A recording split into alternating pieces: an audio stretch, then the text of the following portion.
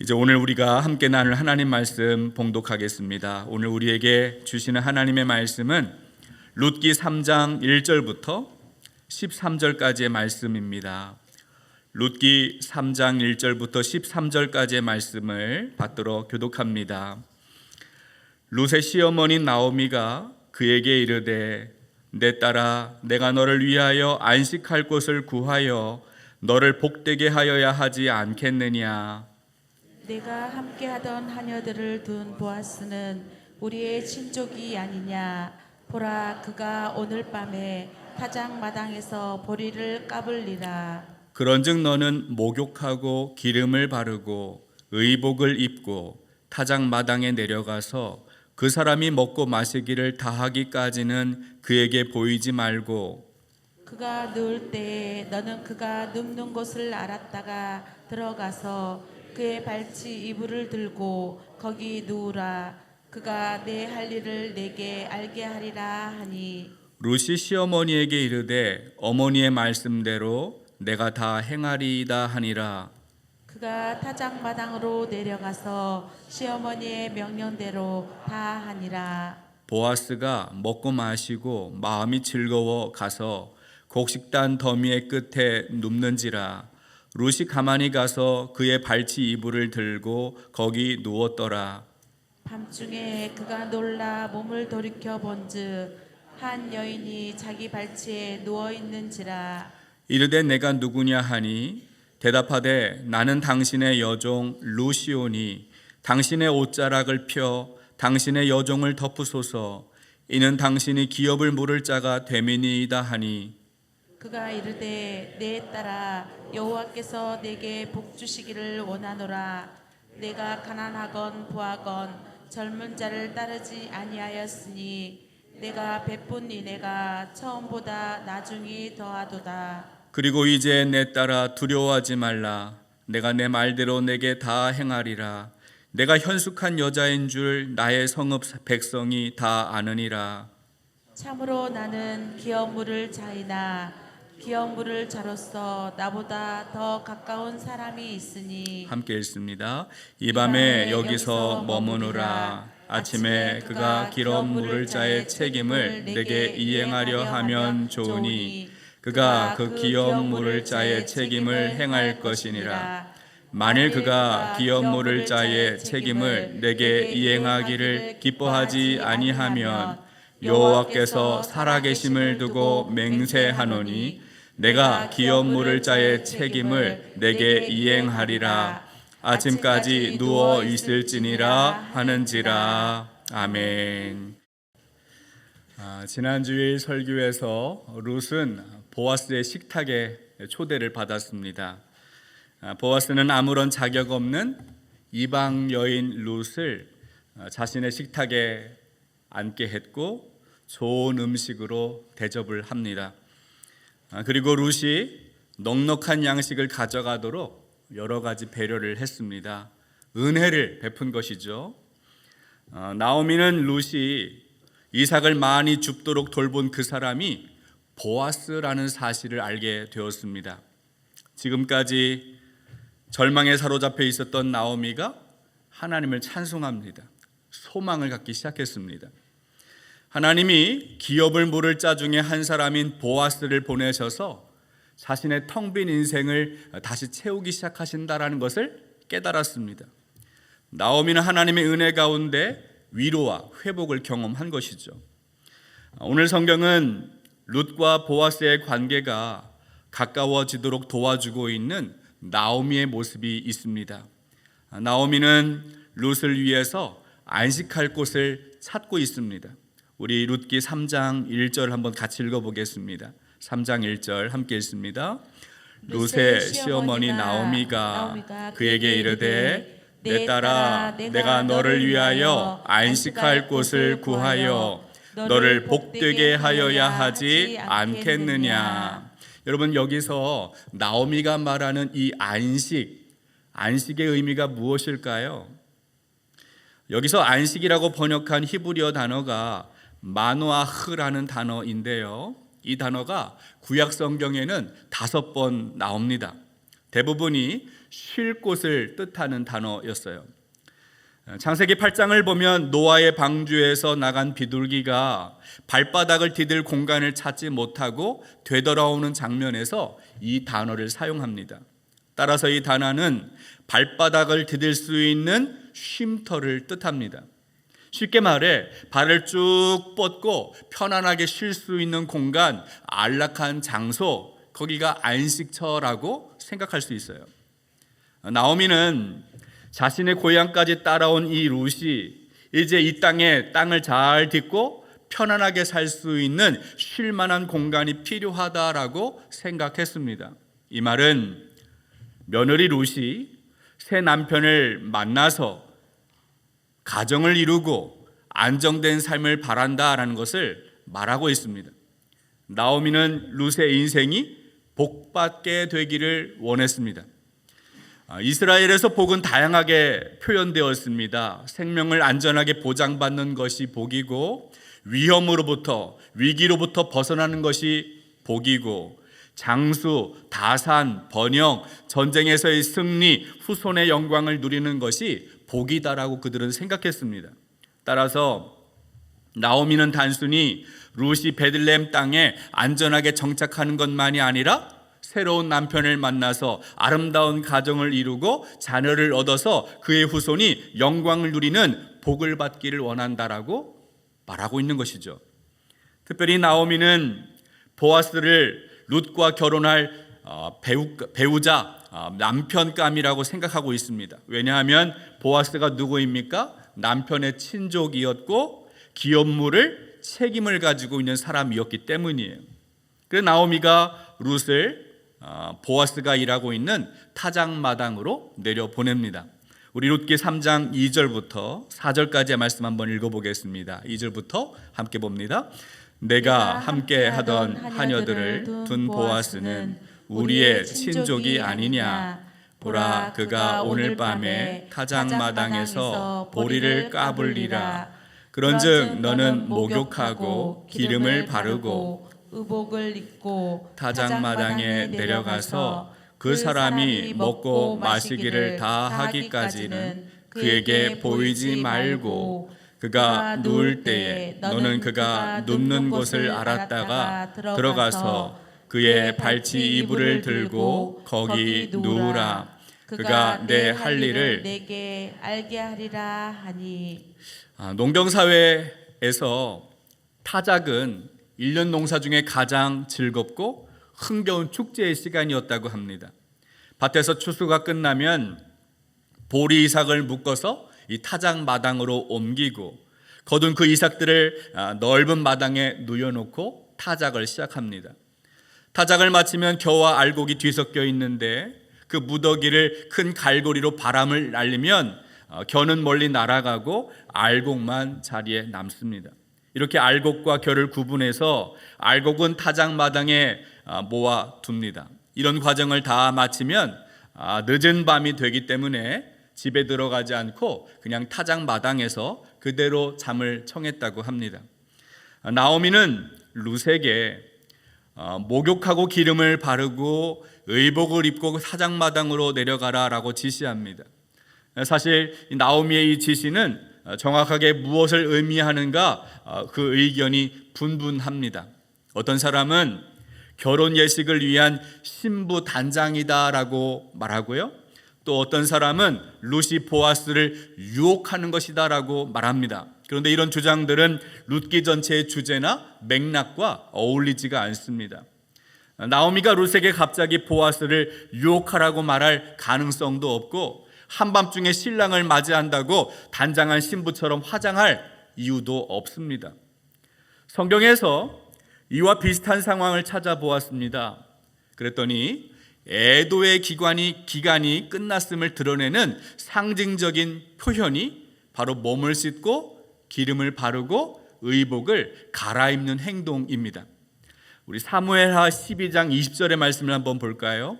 사무엘하 12장 20절 함께 읽습니다.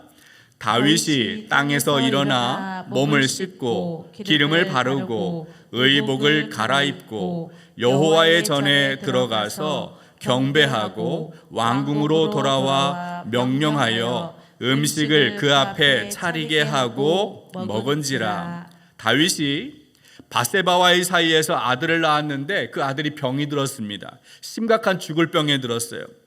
그런데 이 아들이 결국 죽게 되죠. 아들이 죽으니까 자기의 몸을 씻고 기름을 바르고 의복을 갈아입은 다음에 성전에 들어가서 하나님을 경배합니다.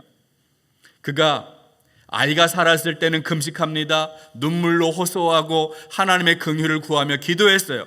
그러나 아이가 죽었을 때는 그 죽음을 하나님의 뜻이다라고 받아들이고 수용하고 다시 정상의 자리로, 일반 원래의 자리로 돌아오게 되었다는 거예요.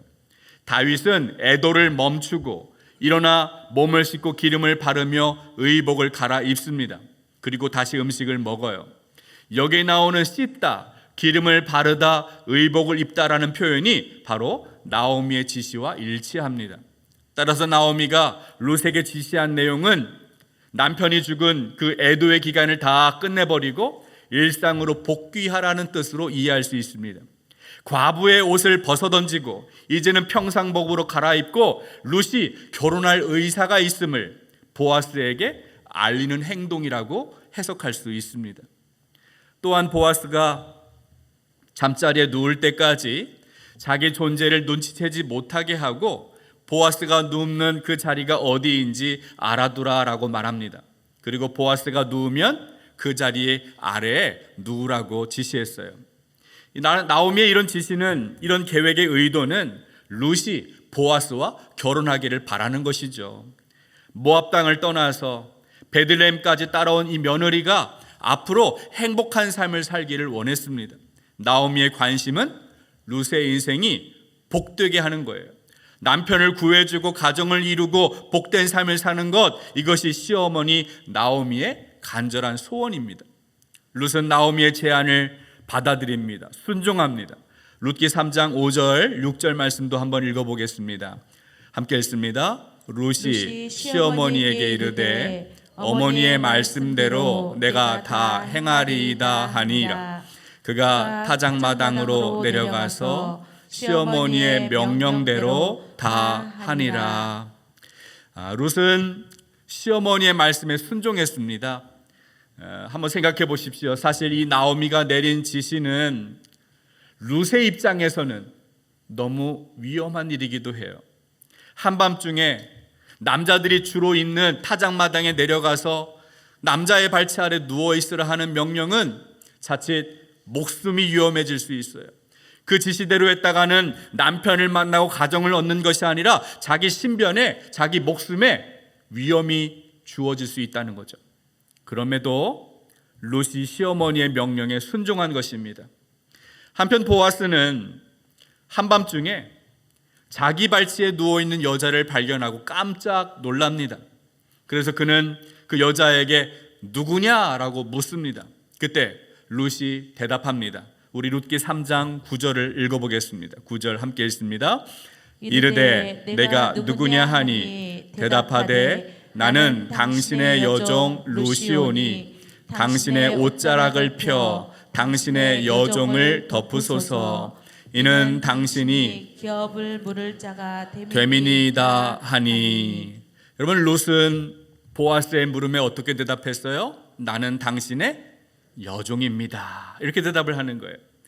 여러분, 룻기에는 하녀와 여종, 이 두 개의 단어가 구분되어 사용되고 있습니다. 하녀는 히브리어 쉬아프라는 단어인데 허드렛 일을 하는 아주 낮은 계급의 종을 말합니다. 반면에 여종은 히브리어의 아마라는 단어를 쓰고 있습니다. 이 단어는 주인 가까이에서 항상 시중을 두는 여자를 말합니다. 대부분이 아내가 남편 앞에서 자신을 표현할 때 이 아마라는 단어를 씁니다. 사무엘상 25장을 보면 다윗이 아비가일에게 전령을 보내서 그 아비가일을 아내로 맞이하려고 했습니다. 그때 아비가일은 자신을 어떻게 표현하냐면 나는 당신의 여종입니다 라고 말을 해요. 똑같은 단어를 쓰고 있어요. 따라서 룻이 자신을 여종이라고 표현한 것은 내가 당신과 결혼할 의사가 있습니다, 나는 당신의 신부가 되길 원합니다라는 의미가 담겨 있음을 알 수 있어요. 또한 보아스의 물음은 너는 누구냐라는 정체만 물었을 뿐인데 룻은 자기의 신분만 밝히는 것이 아니라 대담한 요청을 합니다. 어떤 요청이었습니까? 당신의 옷자락을 펴서 당신의 여종을 덮으십시오. 여기에서 옷자락이라고 번역한 히브리어 단어가 카나프라는 단어를 쓰고 있어요. 이 단어는 새나 곤충의 날개를 뜻하기도 합니다. 에스겔 16장을 보면 신랑이신 하나님의 옷자락으로 신부가 된 이스라엘 백성을 덮어주시는 내용이 소개되고 있습니다. 여러분, 이것을 보면 당신의 옷자락으로 덮어달라는 의미가 뭐예요? 결혼을 해달라고 하는 청혼의 의미가 담겨 있음을 우리가 이해할 수 있어요. 룻이 보아스에게 청혼하는 근거가 무엇입니까? 왜 갑자기 결혼해달라고 합니까? 그 이유는 보아스가 고엘이기 때문에 그래요. 이는 당신이 기업을 물을 자가 됨이니이다. 이 기업을 물을 자라는 것이 히브리어 고엘입니다. 룻이 보아스에게 옷자락을 펴 자신을 덮어달라고 요청하는 것은 바로 보아스가 기업을 물을 자가 되었기 때문이에요. 룻기 2장을 보면 보아스가 룻에게 호의를 베풀었습니다. 그때 룻이 엎드려 절하며 보아스에게 묻죠. 나는 이방 여인인데 당신은 어찌하여 나에게 은혜를 베푸시고 나를 돌아보십니까? 그러자 보아스가 그 이유를 대답하면서 룻을 축복했습니다. 룻기 2장 12절 말씀 한번 읽어보겠습니다. 12절 함께 읽습니다. 여호와께서 내가 행한 일에 보답하시기를 원하며 이스라엘의 하나님 여호와께서 그의 날개 아래 보호를 받으러 온 내게 온전한 상 주시기를 원하노라 하는지라. 아멘. 보아스가 말합니다. 룻이 시어머니에게 행한 모든 것을 내가 들었다, 알고 있다. 그러니 너가 하나님 백성이 되기 위하여 이렇게 베들레헴까지 왔는데 여호와의 날개에 보호받으러 온 너에게 하나님께서 온전한 상 주시기를 내가 원한다. 내가 그렇게 축복한다. 룻은 이 보아스의 축복을 근거로 여호와의 날개 대신에 보아스의 옷자락으로 자신을 덮어주기를 원하고 있습니다. 이 말이 무슨 뜻입니까? 여호와의 날개 아래 보호하심과 돌보심이 기업 물을 책임을 맡은 보아스의 옷자락을 통하여 성취되기를 바란다라는 뜻이에요. 보아스의 옷자락은 이 땅에서 여호와의 날개 역할을 대신할 수 있다는 거죠. 가난하고 궁핍한 룻과 나오미의 지친 삶을 위로하고 회복시켜주는 것이 바로 보아스의 옷자락이 될 수 있다는 거예요. 이것이 기업 물을 자 고엘의 역할이기도 합니다. 여러분, 오늘 본문이 우리에게 주는 영적인 교훈은 무엇일까요? 하나님이 고엘의 제도를 주셨던 이유는 이 땅에서 우리가 하나님의 날개 역할을 하는 대신 그 고엘로서 이 역할을 대신 감당할 수 있다는 것을 말해주고 있습니다. 하나님의 날개 아래 보호받기 위하여 찾아오는 가난한 사람, 궁핍한 사람들에게 하나님의 날개를 대신해서 누군가를 나의 옷자락으로 덮어주는 그 사명을 감당하라는 뜻입니다. 구약시대에는 고엘이 가까운 친척이 되어서 자녀가 없고 죽은 자의 아내를 보호하고 부양하는 것과 하나님이 기업으로 주신 땅을 잃어버린 것을 되찾아주는 그런 도움을 통하여 그들의 삶을 보살펴 주었어요.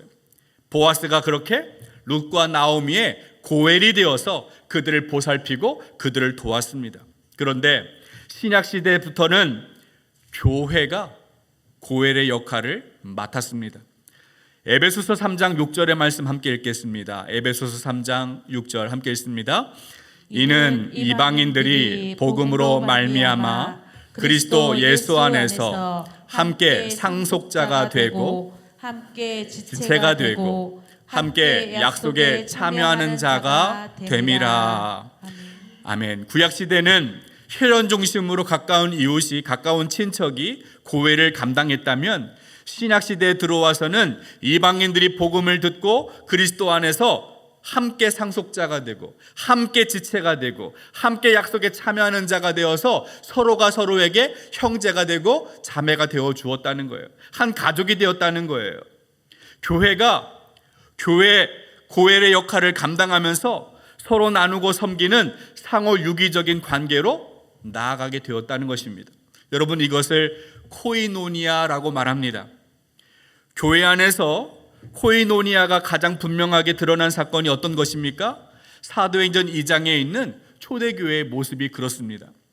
사도행전 2장 42절부터 47절까지의 말씀을 우리 한번 같이 보겠습니다. 42절부터 함께 봅니다. 그들이 사도의 가르침을 받아 서로 교제하고 떡을 떼며 오로지 기도하기를 힘쓰니라. 사람마다 두려워하는데 사도들로 말미암아 기사와 표적이 많이 나타나니 믿는 사람이 다 함께 있어 모든 물건을 서로 통용하고 또 재산과 소유를 팔아 각 사람의 필요를 따라 나누어 주며 날마다 마음을 같이하여 성전에 모이기를 힘쓰고 집에서 떡을 떼며 기쁨과 순전한 마음으로 음식을 먹고 하나님을 찬미하며 또 온 백성에게 칭송을 받으니 주께서 구원받는 사람을 날마다 더하게 하시니라. 아멘. 오순절 어느 날 성령이 강력하게 임재하셨습니다. 거기에 모여있던 사람들이 성령의 충만함을 받습니다. 여러분, 그들이 성령 충만함을 받았을 때 그 성령 충만함 받은 삶이 어떻게 삶으로 이어졌습니까? 그때부터 코이노니아가 시작이 되었다는 거예요. 단순한 친교가 아니라, 교제가 아니라 자기의 희생이 동반된 경제적인 나눔, 경제적인 섬김이 실천으로 옮겨졌어요. 이들의 모임이 교회가 되었고 교회 안에서 실제적인 고엘의 역할이 이루어지게 되었어요. 그렇다면 오늘의 교회는 무엇을 해야 합니까? 먼저 1차적인 사명은 우리의 고엘이 되시는 예수 그리스도를 만나는 것입니다. 예수님이 죄와 허물로 죽었던 우리를 살리시고 그의 피로 말미암아 속량 곧 죄사함을 받게 하셨어요. 예수님이 대신 피값을 치르셨습니다. 예수님이 우리의 고엘이 되셨습니다. 예수님 베푸시는 그 은혜, 그 사랑을 깨닫고 주님이 나의 고엘이 되셨음을 알게 되었다면 이제 우리는 이 땅에서 어떻게 살아가야 합니까? 주님의 대리인으로 이 땅의 고엘로서 살아가야 한다는 거예요. 고린도후서 2장을 보니까 바울은 구원받은 하나님의 자녀를 그리스도의 향기라고 부릅니다. 3장에서는 그리스도의 편지라고도 했습니다. 그리스도의 향기, 그리스도의 편지가 무엇을 말합니까? 예수님의 가르침, 예수님의 정신, 그 뜻대로 삶을 살아내는 사람을 말하는 거예요. 우리의 삶이 그리스도의 향기가 되고 그리스도의 편지가 되어서 세상에서 그리스도의 메시지를 전하는 복음의 통로로 우리가 사용되어야 한다는 것입니다. 오늘 본문의 내용을 적용하면 고엘이 되신 예수 그리스도를 만난 사람은 하나님의 날개 아래 돌봄을 구하는 자들에게 긍휼을 베풀고 그들을 덮어주는 보아스의 옷자락으로 쓰임받아야 한다는 것입니다. 우리가 누군가를 위한 보아스가 되어주고 그들을 돌보고 섬기는 고엘의 역할을 감당해야 한다는 것입니다. 정말 감사한 일은 2주 전에 우리 교회에서 컴패션 썬데이를 진행했는데 많은 성도님이 함께 참여해 주셨어요. 매달 24명의 어린이들을 후원하기로 약속을 했습니다. 한 권사님은 우물 파는 일에 200만 원을 후원해 주셨고 한 성도님은 1,000만 원을 후원해 주셨습니다. 이름을 밝힐 수 없지만 이 1,000만 원을 들고 목양실에 오셔서 말씀하십니다.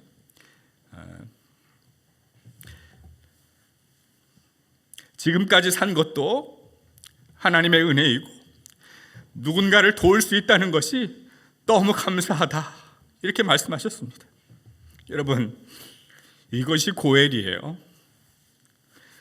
이런 것이 누군가를 위하여 보아스가 되고 자신의 옷자락으로 가난한 사람, 궁핍한 사람을 덮어주는 것입니다. 오늘 성경에서 나오는 나오미는 룻이 보아스에게 은혜를 입게 된 것이 하나님의 섭리라는 것을 알게 되었어요. 룻의 그 우연한 발걸음을 보아스의 밭으로 인도하신 분도 하나님이시고, 보아스의 마음을 활짝 열어서 호의를 베풀게 하신 분도 하나님이라는 사실을 발견했습니다. 나오미는 하나님의 섭리를 깨닫고 하나님이 주신 이 기회를 놓치지 않았습니다. 룻을 보아스에게 보내서 타작마당에서 결혼을 할 수 있도록 기회를 열었어요. 나오미의 눈이 자기의 그 텅 빈 인생을 바라볼 때는 탄식과 절망뿐이었어요. 자신의 인생은 쓴물이다, 나를 말하라 불러라, 이렇게 절규했습니다.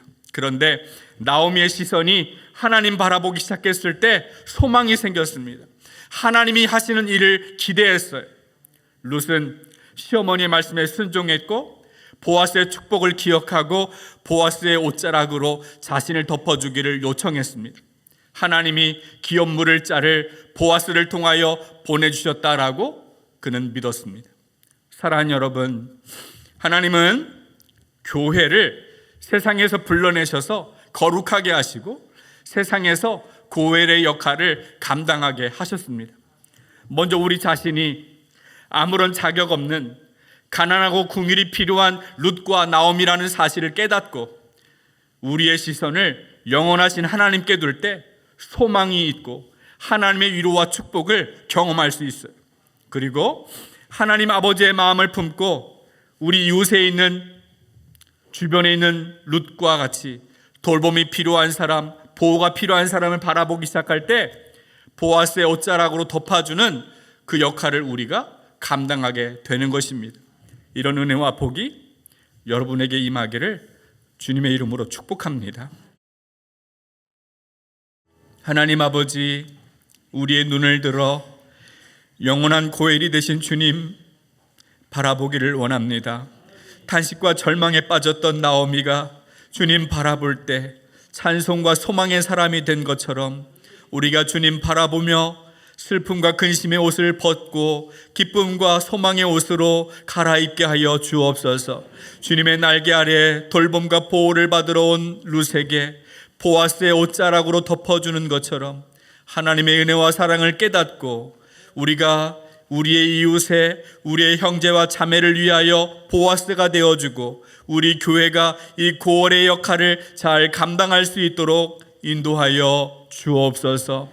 이제는 우리 주 예수 그리스도의 크신 은혜와 하나님의 놀라우신 사랑과 성령의 감화감동 충만하신 역사가 보아스의 옷자락이 되어 진정한 코이노니아를 이루어가기를 소망하는 우리 중앙성결교회 모든 성도 위에 지금부터 영원토록 함께하여 주시기를 간절히 축원하옵나이다. 아멘.